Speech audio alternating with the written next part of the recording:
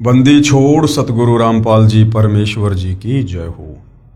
परम पिता परमात्मा सारी सृष्टि के रचनहार कुल मालिक असंख्य ब्रह्मांडों के स्वामी जगत गुरु तीनों लोकों में प्रवेश करके सबका धारण पोषण करने वाले राजाधीराज आत्माधार नाथों के नाथ देवों के देव महादेव सर्वेश्वर महेश्वर मृत्युंजय अजरो अमर आदि अनादि सनातनी प्रभु जगत पिता जगदीश्वर श्री श्री 1008 की उपाधि के वास्तविक अधिकारी अकाल मूर्त शब्द स्वरूपी राम वासुदेव सर्वगतम बरम परम पूज्य प्रथम पूज्य परम संत परम पुरुष परम धनी परम दयालु सत्य कबीर हक्का कबीर अल्लाहु कबीर अल्लाहु अकबर बाखबर अल्लाह ताला जगत के तारणहार जगत के मुक्तिदाता जगत के जगन्नाथ हारे के सहारे हिंदुओं के राम मुसलमानों के अल्लाह सिखों के वाहिगुरु ईसाइयों के मसीह दया के सागर दया निधि करुणा के सागर करुणा निधि स्वयंभू परिभू संकट मोचन कष्ट हरण मंगल करण दुख भंजन अविगत कबीर निर्विकार निर्विषम परमात्मा अलय अलेख सतगुरु आदि अनादि सतगुरु असली मर्यादा पुरुषोत्तम असली राम असली कृष्ण असली घनश्याम असली मुरारी राजाओं के राजा महाराजाओं के महाराजा शहंशाहों के शहंशाह सम्राटों के सम्राट भगवानों के भगवान अल्लाहों के अल्लाह प्रभुओं के प्रभु मसीहाओं के मसीह सच्चे वाहिगुरु बाबाओं के बाबा पीरों के पीर सेठों के सेठ जगत सेठ सावड़सा सेठ सर्वगुण संपन्न अनंत कोटि कलाओं के स्वामी अनंत कोटि ब्रह्मांडों के नायक योगियों में महायोगी ध्यानियों में महाध्यानी सिद्धों में परम सिद्ध ज्ञानियों में तत्व ज्ञानी ब्रह्म ज्ञानी महाज्ञानी परम ज्ञानी सर्वश्रेष्ठ ज्ञानी विज्ञानी युवा कबीर समर्थ कबीर असमवात अमित ओजा सच्चे रहनुमा करीम अल्लाह सुभान अल्लाह दुनिया के अंतिम पैगंबर 8 सितंबर 1951 से गांव धनाना जिला सोनीपत हरियाणा भारतवर्ष की पावन भूमि पे प्रकट रियल कल की भगवान श्री नारायण साकार हरि श्री बाबा साहिब नूर अनंत परमात्मा सच्चे दरवेश सच्चे बाखबर संत श्रोमणी सहनसाई संसार परम पूज्य परमेश्वर सतगुरु रामपाल जी परमेश्वर जी के चरण कमल में आप और हम सभी भाई बहनों का अनंत कोटि दंडवत प्रणाम। सत्साई भाई और बहनों, बहुत बड़ी दया बहुत बड़ी मेहर पूज्य गुरुदेव भगवान की परमेश्वर रामपाल जी की, जिनके शुभ आशीर्वाद से विशेष आशीर्वाद से उन्हीं के सत्संगों के संग्रह के ऊपर बन चुकी पवित्र आध्यात्मिक पुस्तक कबीर बड़ा या कृष्ण के ऊपर वीडियो बनाने की श्रृंखला जारी है। इसी श्रृंखला में आज हमारा ये 25वें नंबर का वीडियो है। इस पवित्र पुस्तक के प्रत्येक वीडियो से हिंदू समाज से जुड़े उन भाई बहनों को अध्यात्म को लेकर भक्ति और भगवान को लेकर शास्त्र अनुकूल साधना को लेकर वो तमाम जानकारियां घर बैठे उपलब्ध हो रही हैं, जो जानकारी हमारे नादान धर्म गुरु तत्व ज्ञान के अभाव से हमें उपलब्ध नहीं करवा पाए। क्योंकि ये पवित्र पुस्तक कबीर बड़ा या कृष्ण हिंदुओं के चारों वेद पवित्र गीता जी और पुराणों के ज्ञान से मिश्रित है। ये पवित्र पुस्तक समस्त सदग्रंथों का निष्कर्ष निकाल कर लिखी गई है। यदि आपने धैर्यपूर्वक रुचि लेकर निष्पक्ष होकर इस पवित्र पुस्तक कबीर बड़ा या कृष्ण को पूरा पढ़ लिया या जो वीडियो बन रहे हैं वो वीडियो देख लिए, तो अंत में आप जी सोचने पर मजबूर हो जाएंगे और आप परम पूज्य परमेश्वर सतगुरु रामपाल जी से नाम दीक्षा लेंगे ही लेंगे, क्योंकि आपको सच्चाई का पता चल जाएगा। क्या सच्चाई? कि ये मनुष्य जन्म कितना अनमोल है, कितना कीमती है। 184 योनियों का कष्ट भोगने के बाद परमात्मा हमें एक मनुष्य जन्म देता है, स्त्री या पुरुष का, और ये मनुष्य जन्म सिर्फ और सिर्फ तत्वदर्शी संत की पहचान करके, जो पवित्र गीता जी अध्याय 15 श्लोक नंबर 1 से 4 में लिखी हुई है, उनसे उपदेश प्राप्त करके आजीवन उनकी शरण में रहकर मर्यादा में रहकर शास्त्र अनुकूल साधना करके पूर्ण मोक्ष प्राप्त करने के लिए मिलता है। उसके बाद भाई और बहनों, आप अपने इस अनमोल मनुष्य जन्म को बर्बाद नहीं करोगे और तुरंत आप परम पूज्य सतगुरु रामपाल जी से उपदेश लेकर आत्म कल्याण के मार्ग में आगे बढ़ोगे। तो भाई और बहनों, इस पवित्र पुस्तक पर हमारा जो विषय चल रहा है वो है जनता की अदालत। और जनता की अदालत में जनता को ही जज बनाया गया है, क्योंकि वर्तमान में जनता शिक्षित है, एजुकेटेड है और अपने पवित्र सदग्रंथों को अपनी आंखों से देखकर निर्णय कर सकती है कि वास्तव में शास्त्र अनुकूल साधना क्या है और शास्त्र विरुद्ध साधना क्या है। मुकदमा है कबीर बड़ा या कृष्ण, यानी सबसे बड़ा भगवान कौन। हिंदू धर्मगुरु आचार्य शंकराचार्य जो जनता की अदालत में श्री कृष्ण उर्फ विष्णु जी को पूर्ण परमात्मा बताते हुए उनकी तरफ से उनके वकील बनकर पैरवी कर रहे हैं, और कबीर जी की तरफ से कबीर जी के वकील सतगुरु रामपाल जी हैं, जो सर्व हिंदू धर्मशास्त्रों को दिखा दिखाकर प्रमाणित कर रहे हैं कि सृष्टि में यदि एकमात्र कोई अविनाशी परमात्मा है, अजन्मा स्वयंभू परिभू परमात्मा है, जो तीनों लोकों में प्रवेश करके सबका पालन पोषण करता है, तो वो कबीर देव है। इसके अलावा श्री कृष्ण उर्फ विष्णु या ब्रह्मा जी, शंकर जी, ये सब नाशवान हैं, अविनाशी नहीं हैं। इनका जन्म होता है, इनकी मृत्यु होती है, इनके माता पिता हैं, और ये केवल एक ब्रह्मांड में 3 लोक के स्वामी है, वो भी एक एक गुण के, और इनकी भक्ति से पूर्ण मुक्ति नहीं हो सकती। अब जनता की अदालत में मामला चल रहा है, तो जनता को प्रमाण भी दिखाने पड़े, और सतगुरु रामपाल जी ने सर्व हिंदू धर्मशास्त्रों से प्रमाण दिखा दिखा के जनता की लगभग आंखें खोल दी हैं, और अब जनता भी अध्यात्म को और अधिक जानने में रुचि दिखा रही है। अपने नादान धर्मगुरुओं की अज्ञानता और पाखंड का पर्दाफाश होने के बाद कि हमारे धर्मशास्त्रों में भक्ति और भगवान को लेकर क्या लिखा हुआ है, और ये हमारे नादान धर्मगुरु पंडित ब्राह्मण आचार्य शंकराचार्य हमें क्या उल्टी आध्यात्मिक शिक्षा दे रहे थे, जिससे हमें किसी प्रकार का कोई भी आध्यात्मिक लाभ नहीं होना था। और अब सतगुरु रामपाल जी ने जो सच्चाई बताई है, उस सच्चाई को जनता स्वीकार कर रही है, क्योंकि आंखों से प्रमाण देख रही है। और अब अध्यात्म में और अधिक रुचि लेते हुए सतगुरु रामपाल जी से जनता तरह तरह के आध्यात्मिक सवाल कर रही है, और सतगुरु रामपाल जी जनता के प्रत्येक सवाल का प्रमाणित शास्त्रों को दिखा दिखाकर जवाब दे रहे हैं। तो फिलहाल मामला चल रहा है कि कबीर परमेश्वर जी ने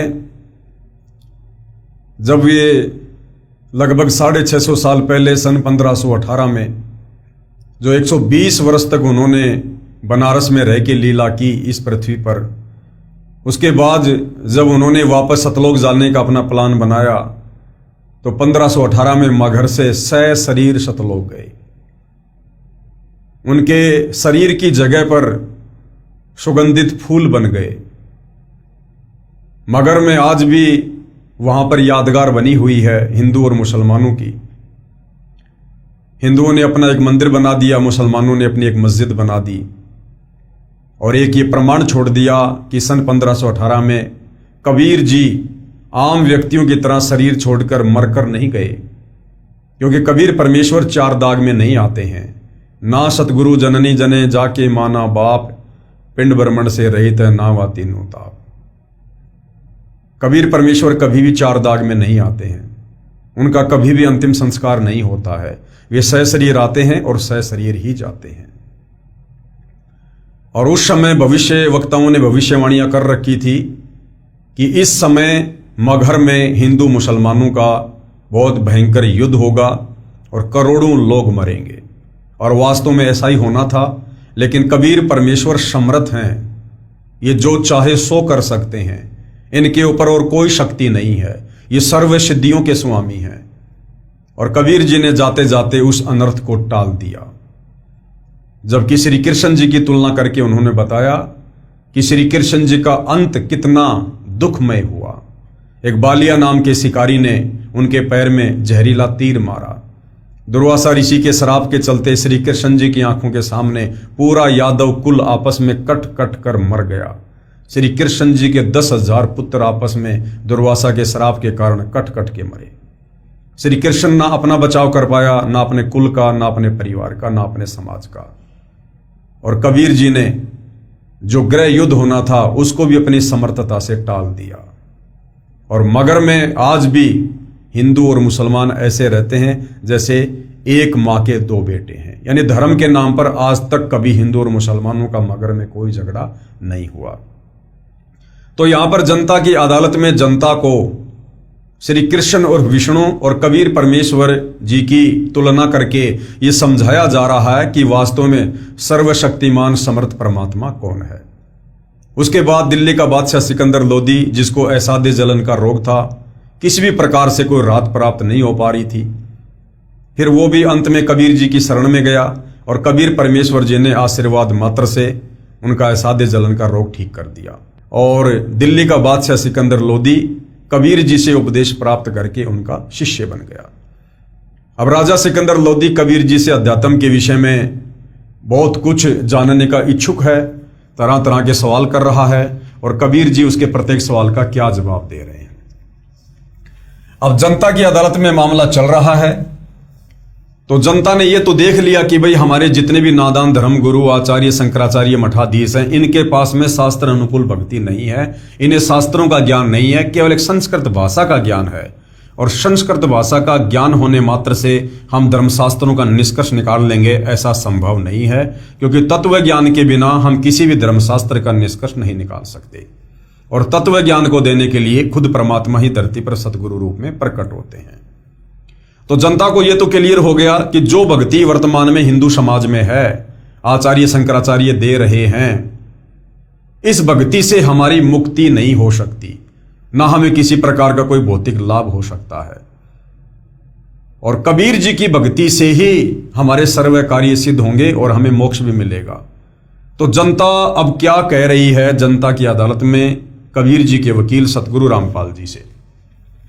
प्रश्न नंबर 22, जो साधना हम पहले कर रहे हैं क्या वह त्यागनी पड़ेगी? जनता की अदालत में जनता सतगुरु रामपाल जी से कह रही है कि महाराज जी, जो भक्ति साधना हम पहले कर रहे थे या वर्तमान में कर रहे हैं, जो भी हिंदू समाज में प्रचलित है परंपरागत, देवी देवताओं की पूजा, माता मसाणी की पूजा, ब्रह्मा विष्णु महेश की पूजा, पेड़ पौधों की पूजा, क्या कबीर जी की भक्ति को लेने के लिए, आप जी से उपदेश लेने के लिए, क्या हमने वो पहले वाली भक्ति त्यागनी पड़ेगी? उत्तर, यदि शास्त्र विधि रहित है तो त्यागनी पड़ेगी। जो भक्ति आप ब्रह्मा विष्णु महेश की, देवी देवताओं की, माता मसाणी की कर रहे हो, यदि वो शास्त्रों के विरुद्ध है, मनमाना आचरण है, किसी भी शास्त्र में उस भक्ति को करने का उल्लेख नहीं है, तो आपने वो भक्ति त्यागनी ही पड़ेगी। क्योंकि गीता अध्याय 16 श्लोक नंबर 23 और 24 हमें यही बताता है कि अर्जुन, शास्त्र विधि को त्याग कर जो मनमाना आचरण करते हैं, यानी जो भक्ति साधना परमात्मा ने गीता जी में और वेदों में बताई है, उसके अलावा यदि हम कोई भी मनमुखी भक्ति करते हैं, मनमुखी मंत्रों का जाप करते हैं, उससे हमें किसी प्रकार का कोई लाभ नहीं होगा, वो मनमाना आचरण है। तो सतगुरु रामपाल जी कह रहे हैं, यदि शास्त्र विधि रहित है तो फिर त्यागनी पड़ेगी। यदि अनाधिकारी से दीक्षा ले रखी है, उसका कोई लाभ नहीं होना, पूर्ण गुरु से साधना की दीक्षा लेनी पड़ेगी। और पूर्ण गुरु कौन होता है? पूर्ण गुरु खुद कबीर भगवान ही होता है, जो तत्वदर्शी संत के रूप में धरती पर प्रकट होते हैं। और वर्तमान में इस पृथ्वी पर पूर्ण गुरु तत्वदर्शी संत सतगुरु रामपाल जी हैं। प्रश्न नंबर 23, परमात्मा साकार है या निराकार है?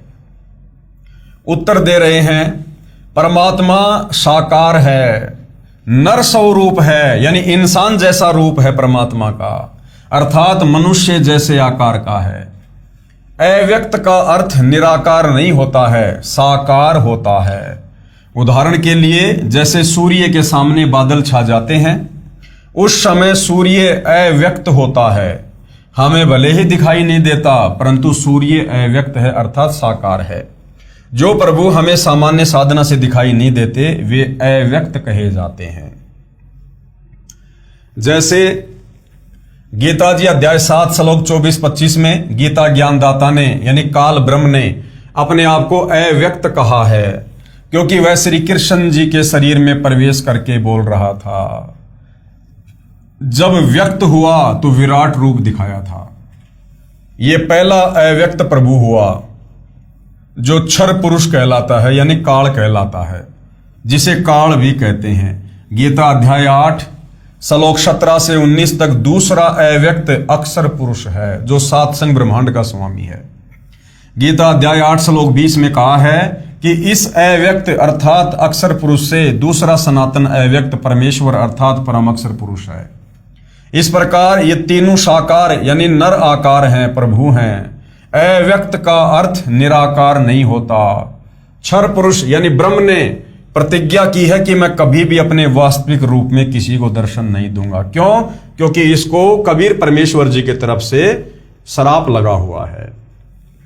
प्रमाण गीता अध्याय 11 श्लोक 47 और 48 में, जिसमें कहा है कि हे अर्जुन, ये मेरा विराट रूप आपने देखा, ये मेरा रूप आपके अलावा पहले किसी ने नहीं देखा, मैंने तुझ पर अनुग्रह करके दिखाया है। ये देखिएगा पवित्र गीता जी पेश है गीता जी अध्याय 11 श्लोक 47 की फोटोकॉपी। मया प्रश्नेन तव अर्जुन इदम रूपम परम दर्शितम आत्मयोगात तेजोमयम विश्वम अनंतम आधम। क्या लिखा है यहां पर?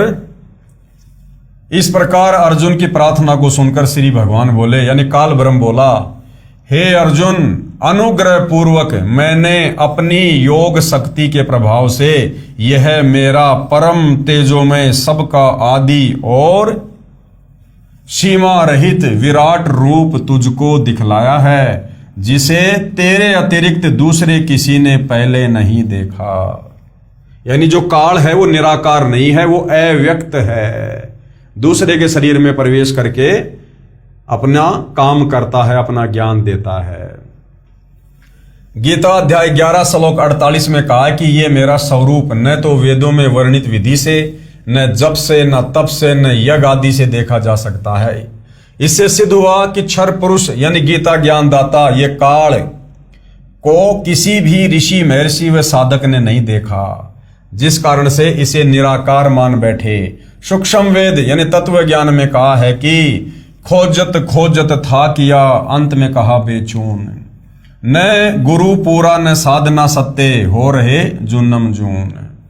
जब ये काल ब्रह्मा विष्णु महेश का पिता, दुर्गा का पति, ज्योति निरंजन खुद कह रहा कि अर्जुन, मेरे रूप के दर्शन, मेरे इस ब्रह्म रूप के दर्शन, काल रूप के दर्शन कोई किसी भी विधि से नहीं कर सकता है, ना जप से, ना तप से, ना वेदों के अनुसार भक्ति से, ना गीता के अनुसार भक्ति से। अर्थात सतयुग से लेकर वर्तमान तक हमारे जितने भी आचार्य, शंकराचार्य, संत, महात्मा, ऋषि थे, तपस्वी थे, उनको इस काल ब्रह्म ने दर्शन नहीं दिए। और दर्शन ना देने के कारण उन्होंने अंत में थक हार कर इसको निराकार घोषित कर दिया। क्यों? क्योंकि हमारे साधु संत, महात्मा, ऋषि, आचार्य, शंकराचार्य तत्व ज्ञान से अपरिचित थे, उनको सृष्टि रचना का ज्ञान नहीं था। अगर उनको सृष्टि रचना का ज्ञान होता, कोई तत्वदर्शी संत उनका गुरु होता, तो वो कभी भी इस काल ब्रह्म को निराकार नहीं कहते। फिर उन्हें पता होता कि इसको एक भयंकर श्राप लगा हुआ है, इसने सतलोक में बहुत बड़ी गलती की थी, उसकी सजा स्वरूप परमेश्वर ने इसको श्राप दिया है। उस श्राप के चलते ये अव्यक्त रहता है, छुपा रहता है, अपने काल रूप में किसी को दर्शन नहीं देता, इसने प्रतिज्ञा कर रखी है। तो हमारे नादान धर्म गुरुओं को सृष्टि रचना का ज्ञान नहीं था, जिस कारण से इस ब्रह्म की साधना करते करते भी इन्होंने ब्रह्म के दर्शन नहीं किए। क्योंकि ब्रह्म खुद कह रहा है गीता अध्याय 11 श्लोक 48 में कि ये मेरा स्वरूप न तो वेदों में वर्णित विधि से, चाहे कितना ही वेद पढ़ लो, वेदों के अनुसार ओम नाम की साधना कर लो, दर्शन नहीं दूंगा। ना जप से, चाहे कितने नाम जाप कर लो, ना तप से, चाहे कितने दिन खड़े रहो, कितना ही भयंकर तप करो, ना यज्ञ से, चाहे कितने यज्ञ करो, मैं अपना वास्तविक रूप नहीं दिखाऊंगा। इससे सिद्ध हुआ कि क्षर पुरुष यानी गीता ज्ञानदाता को किसी भी ऋषि, महर्षि व साधक ने नहीं देखा, जिस कारण से इसे निराकार मान बैठे। सूक्ष्म वेद तत्व ज्ञान में कहा है कि खोजत खोजत थकिया, अंत में कहा बेचून। बेचारे साधना कर करके थक गए ऋषि महात्मा, और अंत में अपना क्या निष्कर्ष दे दिया समाज को कि परमात्मा निराकार है, ब्रह्म निराकार है। न गुरु पूरा न साधना सत्य, हो रहे जूनम जून, और 84 लाख योनियों में इसी प्रकार से फंसे हुए हैं। पेश है गीता अध्याय 11 श्लोक 48 की फोटोकॉपी। ये श्लोक आप जियों के सामने है। हे अर्जुन, मनुष्य लोक में इस प्रकार विश्व रूप वाला मैं न वेद और यज्ञों के अध्ययन से, न दान से, न क्रियाओं से और न उग्र तपों से ही तेरे अतिरिक्त दूसरे के द्वारा देखा जा सकता हूं। यानी कोई कितनी साधना कर ले, कितनी भी कोशिश कर ले, मैं ब्रह्म दर्शन नहीं दूंगा। अब गीता अध्याय 7 श्लोक 24-25 में गीता ज्ञानदाता ने स्पष्ट कर ही दिया है कि मैं अपनी योग माया से छिपा रहता हूं, यानी अपनी सिद्धि शक्ति से छिपा रहता हूं। मैं किसी के समक्ष यानी सामने नहीं आता। मैं अव्यक्त हूं, निराकार नहीं हूं। मैं अव्यक्त हूं, छुपा रहता हूं, आकार में हूं। छिपा है तो साकार है। अक्षर पुरुष भी अव्यक्त है। जो सात संग ब्रह्मांड का स्वामी है वो भी अव्यक्त रहता है। यह ऊपर प्रमाणित हो चुका है। इस प्रभु अक्षर पुरुष की यहां कोई भूमिका नहीं है। ये अपने सात संग ब्रह्मांडों तक सीमित है, इसलिए इसको कोई नहीं देख सका। पेश है गीता अध्याय 7 श्लोक 24-25 की फोटोकॉपी। गीता अध्याय 7 श्लोक 24 की फोटोकॉपी। अव्यक्तम व्यक्तिम आपनम मनन्ते माम अबुद्धे परम भावम अजानतम मम अव्ययम अनुत्तमम। बुद्धिहीन पुरुष मेरे अनुत्तम अविनाशी परम भाव को न जानते हुए कि मैं कभी किसी को दर्शन नहीं देता, मैं छुपा रहता हूं, मैं काल हूं, मुझे श्राप लगा हुआ है, ये बुद्धिहीन लोग नहीं जानते। अब इन बुद्धिहीन लोगों में हमारे पंडित, ब्राह्मण, धर्मगुरु, आचार्य, शंकराचार्य सब आ गए। मन इंद्रियों से परे मुझ सच्चिदानंद घन परमात्मा को मनुष्य की भांति जन्म कर व्यक्ति भाव को प्राप्त हुआ मानते हैं। ये मुझे श्री कृष्ण जी की तरह जन्म लेकर आया हुआ मानते हैं, लेकिन मैं जन्म नहीं लेता। गीता अध्याय 7 श्लोक 25 की फोटोकॉपी। अपनी योग माया से छिपा हुआ, यानी मैं छिपा हुआ रहता हूं। अब जो छिपा हुआ है इसका मतलब साकार है। मैं यानी ब्रह्म काल सबके प्रत्यक्ष यानी सामने नहीं होता, इसलिए यह अज्ञानी जन समुदाय मुझ जन्म रहित अविनाशी परमेश्वर को नहीं जानता, अर्थात मुझको जन्मने मरने वाला समझता है। परम अक्षर पुरुष यानी कबीर देव, कबीर परमात्मा, इस प्रभु की सर्व ब्रह्मांडों में भूमिका है। ये परमात्मा जब चाहे किसी भी ब्रह्मांड में आ सकते हैं, जा सकते हैं। ये काल के किस ब्रह्मांड में आ जाते हैं, अक्षर पुरुष के साथ संग ब्रह्मांडों में चले जाते हैं। ऊपर के चारों अजरो अमर अविनाशी लोकों में भ्रमण करते रहते हैं, क्योंकि ये सारी सृष्टि के मालिक हैं। ये सत्य लोक में रहते हैं, जो काल लोक 21 ब्रह्मांड से 16 संकोश दूर है। एक कोश लगभग 3 किलोमीटर का होता है।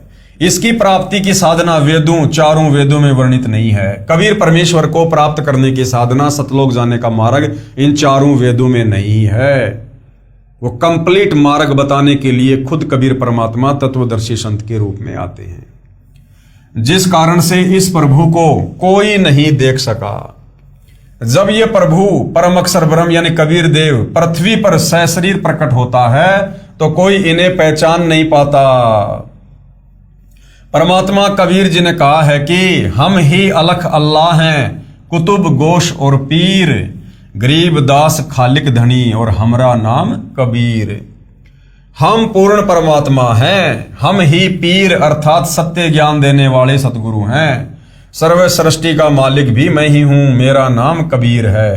परंतु सर्व साधकों, ऋषियों, महर्षियों ने यही ज्ञान दृढ़ कर रखा होता है कि परमात्मा तो निराकार है, क्योंकि हमारे इन नादान धर्म गुरुओं ने ब्रह्म की साधना करते करते अंत में समाज को ये निष्कर्ष निकाल के दे दिया कि परमात्मा निराकार है, और सदियों से यही रट्टा लगाते हुए आ रहे हैं।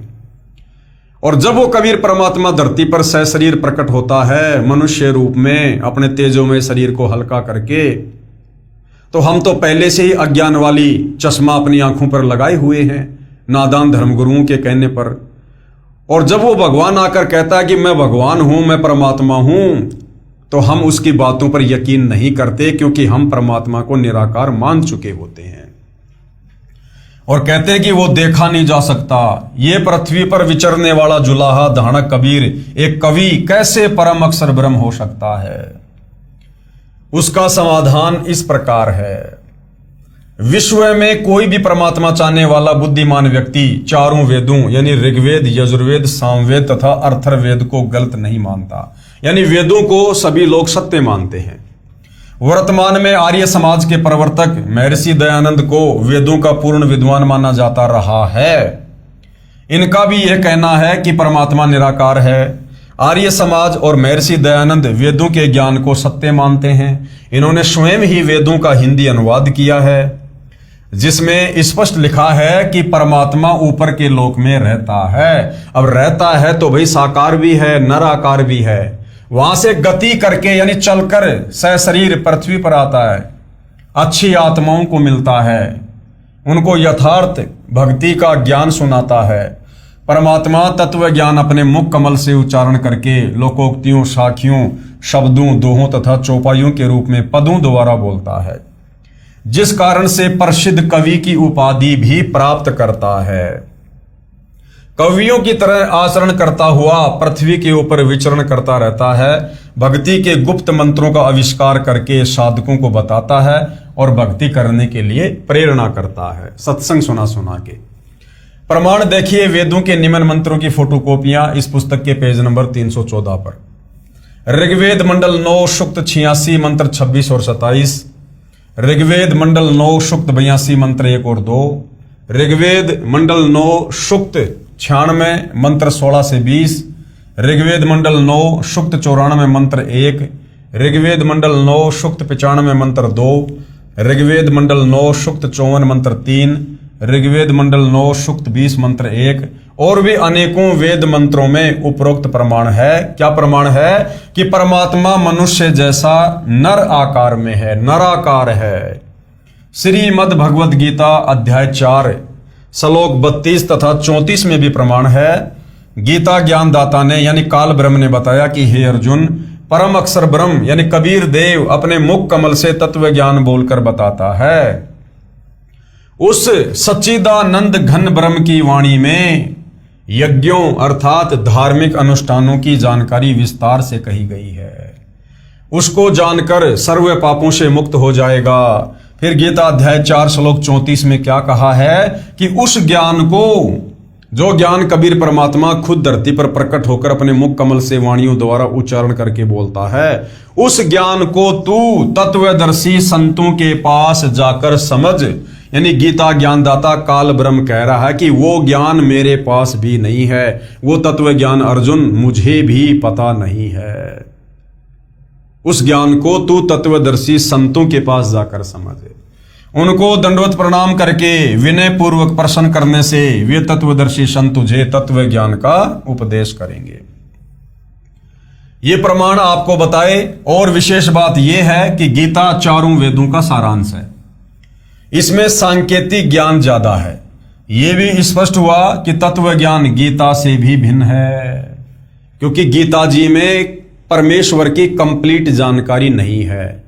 क्योंकि गीता का ज्ञान कौन दे रहा है? काल ब्रह्म, 21 ब्रह्मांड का स्वामी। अब इस काल से ज्यादा तो विद्वान कोई 21 ब्रह्मांड का प्राणी हो नहीं सकता। और वो 21 ब्रह्मांड का स्वामी काल ब्रह्म भी गीता का ज्ञान देते समय श्री कृष्ण जी के शरीर में प्रवेश करके कह रहा है अध्याय 4 श्लोक 34 में कि अर्जुन, मुझे भी पूरी जानकारी सृष्टि रचना की नहीं है, अध्यात्म की नहीं है। उसके लिए तू किसी तत्वदर्शी संत की शरण में जा। इसका मतलब गीता जी में उस पूर्ण ब्रह्म परमेश्वर परम अक्षर ब्रह्म की साधना का कंप्लीट ज्ञान नहीं है। वो तत्वदर्शी संत बताएगा। वह केवल तत्वदर्शी संत ही जानते हैं, जिनको परम अक्षर ब्रह्म स्वयं धरती पर प्रकट होकर बताते हैं।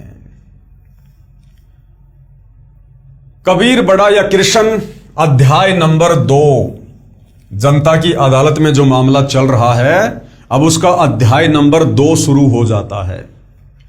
और क्या है? किसने देखा परमेश्वर? कि भाई उस परम अक्षर ब्रह्म को, कबीर देव को, सारी सृष्टि के मालिक को, सच्चिदानंद घन ब्रह्म को, जिसको साकार परमात्मा बताया गया है, मनुष्य दृश्य बताया गया है, उस परमेश्वर को किसने देखा है? प्रश्न नंबर 24, किन किन पुण्यात्मा महात्माओं को परमात्मा यानी कबीर परमेश्वर परम अक्षर ब्रह्म मिले हैं? उत्तर है, परमात्मा चारों युगों में प्रकट होकर ज्ञान सुनाते हैं। सतयुग में सत सुकृत नाम से, त्रेता युग में मुनिंद्र नाम से, द्वापर युग में करुणामय नाम से और कलयुग में कबीर नाम से परमेश्वर प्रकट हुए हैं। सूक्ष्म वेद में कहा है कि सूक्ष्म वेद यानी पांचवा वेद, सतयुग में सत सुकृत कह टेरा, त्रेता नाम मुनिंद्र मेरा, द्वापर में करुणा में कहाया और कलयुग नाम कबीर धराया। परम अक्षर ब्रह्म कौन है? परम अक्षर ब्रह्म एक होता है ब्रह्म। ब्रह्म कौन है? ये 21 ब्रह्मांड का स्वामी, दुर्गा का पति, ब्रह्मा विष्णु महेश का पिता, जो गीता का ज्ञान देने वाला है, इसको कहते हैं ब्रह्म। दूसरा है पर ब्रह्म, जो सात संग ब्रह्मांड का स्वामी है, जिसको अक्षर पुरुष भी कहते हैं, पर ब्रह्म भी कहते हैं। और तीसरा है परम अक्षर ब्रह्म यानी कबीर देव, तत्व ब्रह्म, सारी सृष्टि का मालिक। परम अक्षर ब्रह्म कौन है तथा किस किस को मिला परमात्मा? कलयुग में परमेश्वर जिन जिन महान आत्माओं को मिले उनको तत्व ज्ञान बताया, उनका मैं संक्षिप्त वर्णन करता हूं। किन किन को मिले? संत धर्मदास जी से परमेश्वर कबीर जी का साक्षात्कार। श्री धर्मदास जी बनिया जाति से थे, जो बांधवगढ़ यानी मध्य प्रदेश के रहने वाले बहुत धनी व्यक्ति थे। उनको भक्ति की प्रेरणा बचपन से ही थी, जिस कारण से एक रूपदास नाम के वैष्णव संत को गुरु धारण कर रखा था। हिंदू धर्म में जन्म होने के कारण संत रूपदास जी श्री धर्मदास जी को राम, कृष्ण, विष्णु तथा शंकर जी की भक्ति करने को कहते थे। एकादशी का व्रत, तीर्थों पर भ्रमण करना, श्राद्ध कर्म, पिंडोदक क्रिया सब करने की राय दे रखी थी। गुरु रूपदास जी द्वारा बताई सभी साधना श्री धर्मदास जी पूरी आस्था के साथ किया करते थे। गुरु रूपदास जी की आज्ञा लेकर धर्मदास जी मथुरा नगरी में तीर्थ दर्शन, तीर्थ स्नान करने तथा गिरिराज यानी गोवर्धन पर्वत की परिक्रमा करने के लिए गए हुए थे। परम अक्षर ब्रह्म यानी कबीर देव एक जिंदा महात्मा की वेशभूषा में धर्मदास जी को स्वयं मथुरा में मिले। श्री धर्मदास जी ने उस तीर्थ तालाब में स्नान किया जिसमें श्री कृष्ण जी बाल्यकाल में स्नान किया करते थे। फिर उसी जल से एक लोटा भरकर लाए, भगवान श्री कृष्ण जी की पीतल की मूर्ति जिसको शालिग्राम कहते हैं उसके चरणों पर डालकर दूसरे बर्तन में डालकर चरणामृत बनाकर पिया। फिर शालिग्राम को स्नान करवाकर अपना कर्मकांड पूरा किया। एक स्थान को लीप कर अर्थात गारा तथा गाय का गोबर मिलाकर कुछ भूमि पर पलस्तर करके उस पर स्वच्छ कपड़ा बिछाकर श्रीमद् भगवत गीता का पाठ करने बैठे। ये सारी क्रिया जब धर्मदास जी कर रहे थे, परमात्मा जिंदा वेश में थोड़ी दूरी पर बैठे देख रहे थे। धर्मदास जी भी देख रहे थे कि एक मुसलमान संत मेरी भक्ति क्रियाओं को बहुत ध्यानपूर्वक देख रहा है। लगता है इसको हम हिंदुओं की साधना मन भा गई है। इसलिए श्रीमद् भगवत गीता का पाठ कुछ ऊंचे स्वर में करने लगा तथा हिंदी का अनुवाद भी पढ़ने लगा। परमेश्वर उठकर धर्मदास जी के निकट आकर बैठ गए। धर्मदास जी को अपना अनुमान सत्य लगा कि वास्तव में इस जिंदा वेशधारी बाबा को हमारे धर्म का भक्ति मार्ग अच्छा लग रहा है। इसलिए उस दिन गीता के कई अध्याय पढ़े तथा उनका अर्थ भी सुनाया। जब धर्मदास जी अपना दैनिक भक्ति कर्म कर चुका तब परमात्मा ने कहा कि हे महात्मा जी, आपका शुभ नाम क्या है? कौन जाति से हैं? आप जी कहाँ के निवासी हैं? किस धर्म पंथ से जुड़े हैं? कृपया बताने का कष्ट करें। मुझे आपका ज्ञान बहुत अच्छा लगा, मुझे भी कुछ भक्ति ज्ञान सुनाइए, आपकी अति कृपा होगी। यानी परमात्मा धर्मदास जी के निकट आने का प्रयास कर रहे हैं, धर्मदास जी की भूरी भूरी प्रशंसा करके। धर्मदास जी ने उत्तर दिया, मेरा नाम धर्मदास है, मैं बांधवगढ़ गांव का रहने वाला वैश्य कुल से हूं, यानी बनिया जाति से हूं। मैं वैष्णव पंथ से दीक्षित हूं, हिंदू धर्म में जन्मा हूं। मैंने पूरे निश्चय के साथ तथा अच्छी तरह ज्ञान समझकर वैष्णव पंथ से दीक्षा ली है। मेरे गुरुदेव श्री रूपदास जी हैं। अध्यात्म ज्ञान से मैं परिपूर्ण हूं। अन्य किसी की बातों में आने वाला मैं नहीं हूँ। राम कृष्ण जो श्री विष्णु जी के ही अवतार हुए हैं तथा भगवान शंकर की भी पूजा करता हूँ। एकादशी का व्रत रखता हूँ, तीर्थों में जाता हूँ, वहाँ दान करता हूँ, शालिग्राम की पूजा रोज करता हूँ। ये पवित्र पुस्तक श्रीमद् भगवद गीता है, इसका नित्य पाठ करता हूँ। मैं अपने पूर्वजों का जो स्वर्गवासी हो चुके हैं श्राद्ध भी करता हूँ, पिंडदान भी करता हूँ। मैं कोई जीव हिंसा नहीं करता, मांस मदिरा तंबाकू सेवन नहीं करता। परमेश्वर कबीर जी ने पूछा कि आप जिस पुस्तक को पढ़ रहे थे इसका नाम क्या है? धर्मदास जी ने बताया कि ये श्रीमद् भगवत गीता है। हम शुद्ध रहते हैं, शूद्र को निकट भी नहीं आने देते, यानी हम मांस वगैरह नहीं खाते। प्रश्न नंबर 25, कबीर जी जिंदा रूप में आप क्या नाम जाप करते हो? अब महात्मा संत की वेशभूषा में, जिंदा बाबा की वेशभूषा में धर्मदास जी से कबीर परमात्मा ने पूछा कि आप क्या मंत्र जाप करते हो महात्मा जी? तो धर्मदास जी ने बताया, उत्तर धर्मदास जी का, हम हरे कृष्ण कृष्ण कृष्ण हरे हरे, ओम नमः शिवाय, ओम भगवते वासुदेवाय नमः, राधे राधे श्याम मिला दे, गायत्री मंत्र का जाप 108 बार प्रतिदिन करता हूँ। विष्णु सहस्त्र नाम का जाप भी करता हूँ, यानी विष्णु जी के रोज 1000 मंत्रों का जाप करता हूँ। फिर कबीर परमात्मा जी ने सवाल किया, हे महात्मा धर्मदास, गीता का ज्ञान किसने दिया? उत्तर धर्मदास का, कुल के मालिक सर्वशक्तिमान भगवान श्री कृष्ण जी ने, यही श्री विष्णु जी हैं। फिर परमात्मा जी ने सवाल किया धर्मदास से, प्रश्न नंबर 27, जिंदा बाबा रूप में परमात्मा का प्रश्न। आप जी के पूज्य देव श्री कृष्ण अर्थात श्री विष्णु हैं, उनका बताया भक्ति ज्ञान गीता शास्त्र है। हे धर्मदास, एक किसान को वृद्ध अवस्था में पुत्र प्राप्त हुआ। किसान ने विचार किया कि जब तक पुत्र खेती बाड़ी करने योग्य होगा तब तक मेरी मृत्यु हो जाएगी। इसलिए उसने खेती करने का तरीका, अपना अनुभव एक बही यानी रजिस्टर में लिख दिया। अपने पुत्र से कहा कि बेटा, जब आप युवा हो जाओ तो मेरे इस रजिस्टर में लिखे अनुभव को बार बार पढ़ना, इसके अनुसार फसल बोना। कुछ दिन पश्चात पिता की मृत्यु हो गई। अब वो पुत्र प्रतिदिन अपने पिता के अनुभव का पाठ करने लगा, परंतु फसल का बीज व बिजाई सिंचाई उस अनुभव के विपरीत करता था। तो क्या वह पुत्र अपने खेती बाड़ी के कार्य में सफलता प्राप्त करेगा? तो धर्मदास जी ने कहा, इस प्रकार तो पुत्र निर्धन हो जाएगा। उसको तो पिता के लिखे अनुभव के अनुसार प्रत्येक कार्य करने चाहिए। वो तो मूर्ख पुत्र है। फिर आगे सवाल किया कबीर परमात्मा जी ने, प्रश्न नंबर 28, बाबा जिंदा रूप में भगवान जी का, हे धर्मदास, गीता शास्त्र आपके परम पिता भगवान कृष्ण और विष्णु जी का अनुभव तथा आपको आदेश है कि इस गीता शास्त्र में लिखे मेरे अनुभव को पढ़कर इसके अनुसार भक्ति करोगे तो मोक्ष प्राप्त करोगे। क्या आप जी गीता में लिखे श्री कृष्ण जी के आदेश अनुसार भक्ति कर रहे हो?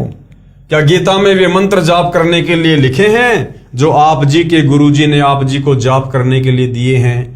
हरे राम राम राम हरे हरे, हरे कृष्णा कृष्ण कृष्ण हरे हरे, ओम नमः शिवाय, ओम नमः भागवते वासुदेवाय नमः, राधे राधे श्याम मिला दे, गायत्री मंत्र तथा विष्णु सहस्त्र नाम। क्या गीता जी में एकादशी का व्रत करने तथा श्राद्ध कर्म करने और पिंडोदक क्रिया करने का आदेश है? तो धर्मदास जी ने क्या कहा? नहीं है। तो परमात्मा जी ने क्या बताया फिर आप जी तो उस किसान के बेटे वाला ही कार्य कर रहे हो जो पिताजी की आज्ञा की अवहेलना करके मनमानी विधि से गलत बीज गलत समय पर फसल बीज कर मूर्खता का प्रमाण दे रहा है। जिसे आपने मूर्ख कहा है, क्या आप जी उस किसान के मूर्ख बेटे से कम है? धर्मदास जी बोले, हे जिंदा, आप मुसलमान फकीर हैं, इसलिए हमारे हिंदू धर्म की भक्ति क्रिया व मंत्रों को गलत कह रहे हो। अब धर्मदास जी सत्य को स्वीकार नहीं कर रहा है और उल्टा परमात्मा जी को दोष दे रहा है कि तू मुसलमान है ना, इसलिए हम हिंदुओं की भक्ति क्रियाओं को गलत कह रहा है। अब उत्तर दिया परमात्मा ने कबीर जी का जिंदा रूप में उत्तर, हे स्वामी धर्मदास जी, यानी धर्मदास थोड़ा नाराज हो गया तो सारी सृष्टि का स्वामी कबीर भगवान जिंदा रूप में धर्मदास जी को कह रहा, हे स्वामी मैं कुछ नहीं कह रहा, आपके धर्म ग्रंथ कह रहे हैं कि आपके धर्म के धर्मगुरु आप जी को शास्त्र विधि त्याग कर मनमाना आचरण करा रहे हैं।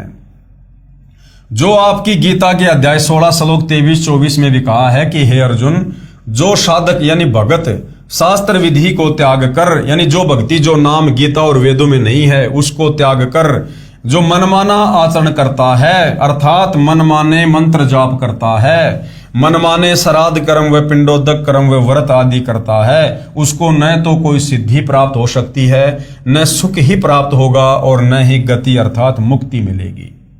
इसलिए व्यर्थ है। गीता अध्याय 16 श्लोक 24 में कहा है कि इससे तेरे लिए कर्तव्य अर्थात जो भक्ति कर्म करने चाहिए तथा अकर्तव्य यानी जो भक्ति कर्म नहीं करने चाहिए, इसकी व्यवस्था में शास्त्र ही प्रमाण है। कौन सी भक्ति करनी चाहिए, कौन सी भक्ति नहीं करनी चाहिए अर्जुन, और किसी की बातों पर यकीन मत करना। धर्मशास्त्र क्या कह रहे हैं, शास्त्र ही प्रमाण है इस बात का। गीता और वेद क्या कह रहे हैं, किस भक्ति को करने के लिए कह रहे हैं, किन मंत्रों का जाप करने के लिए कह रहे हैं, शास्त्र ही प्रमाण है। अन्य किसी की मनमानी बातों का शिकार मत होना।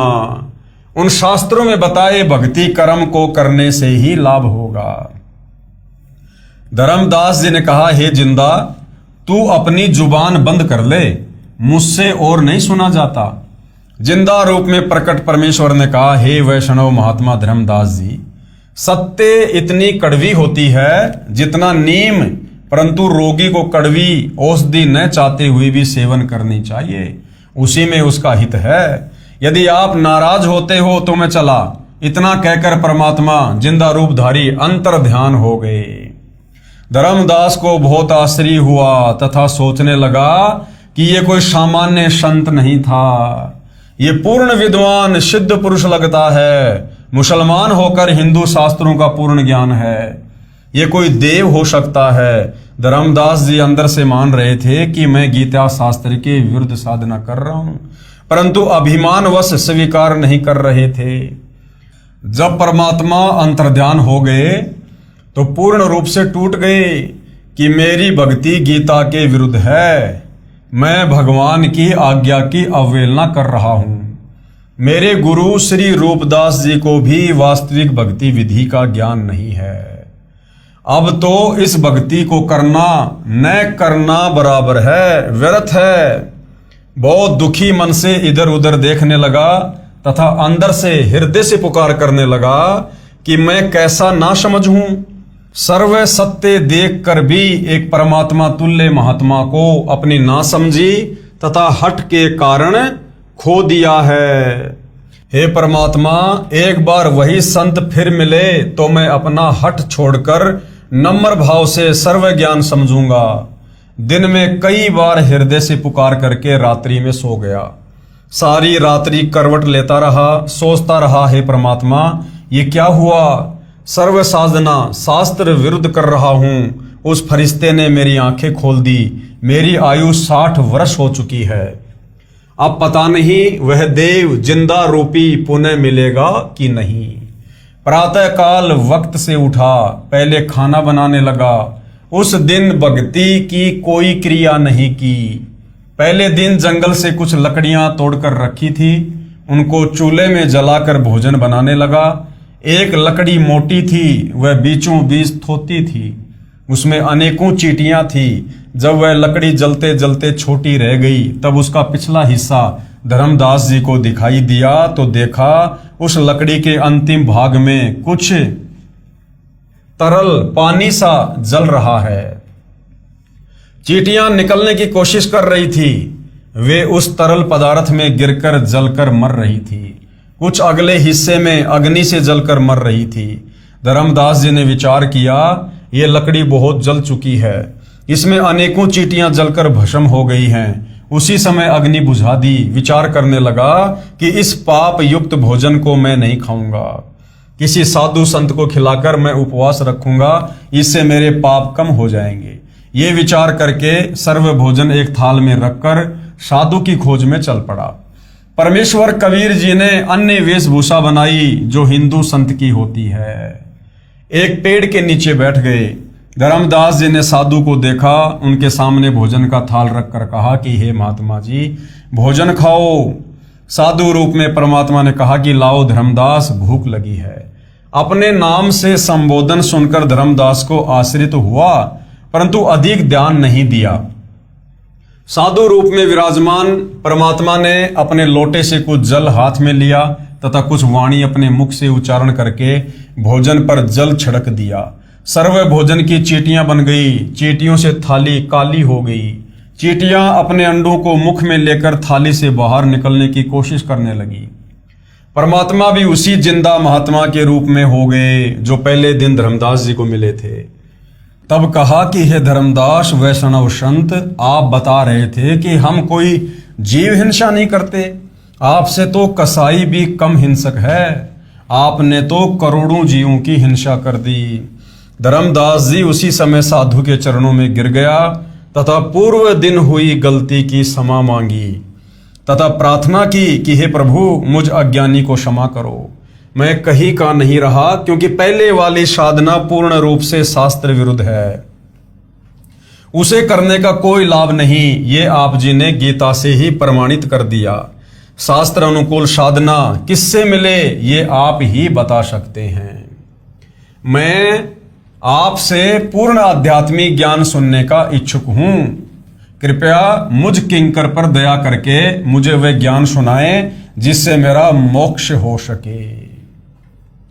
तो भाई और बहनों, धर्मदास जी कबीर परमेश्वर जी से शास्त्र अनुकूल साधना के विषय में जानने की प्रार्थना कर रहे हैं, क्योंकि धर्मदास जी हिंदू धर्म से होने के नाते सर्व परंपरागत पूजा पाठ ही कर रहे थे, जो वर्तमान में भी तत्व ज्ञान के अभाव में हिंदू समाज कर रहा है, जिसको करने के लिए गीता अध्याय 16 श्लोक 23 में मना किया गया है कि शास्त्र विधि को त्याग कर जो मनमाना आचरण करता है उसकी ना गति होती है, ना सिद्धि प्राप्त होती है, ना कोई कार्य सिद्ध होता है।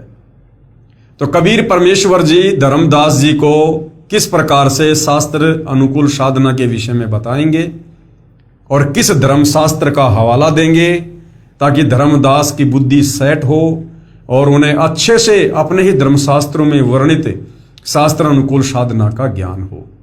तो भाइयों और बहनों, इस विषय में हम कल चर्चा करेंगे। तब तक पूज्य गुरुदेव भगवान हम सबको आज्ञा दे, आशीर्वाद दे, सद्बुद्धि दे, मार्गदर्शन करे। बंदी छोड़ सतगुरु रामपाल जी परमेश्वर जी की जय हो।